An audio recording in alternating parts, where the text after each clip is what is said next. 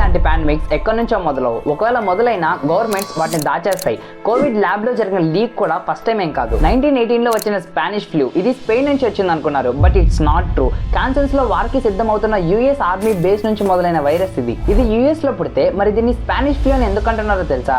Allied powers central powers మధ్య world war 1 జరుగుతున్నప్పుడు Spain neutral దేశంగా ఉండింది. ఈ నిజాన్ని బయట పెడితే ఎక్కడ వార్ మీద ఇంపాక్ట్ పడుతుందో అని దాన్ని బయట పెట్టకుండా దాచేశారు. కానీ న్యూట్రల్ గా ఉన్న స్పెయిన్ కి వార్తో సంబంధం లేదు కాబట్టి స్పెయిన్ లో ఉన్న అన్ని న్యూస్ ఛానల్స్ దీన్ని మొత్తం రివీల్ చేసేసాయి. దీంతో అందరూ ఆ వైరస్ అక్కడే పుట్టింది అనుకున్నారు. అప్పటికే 50 లక్షల మంది చనిపోయారు. 1977 లో వచ్చిన H1N1 Russian flu Soviet China చేస్తున్న వ్యాక్సిన్ ట్రయల్స్ నుండి పుట్టింది.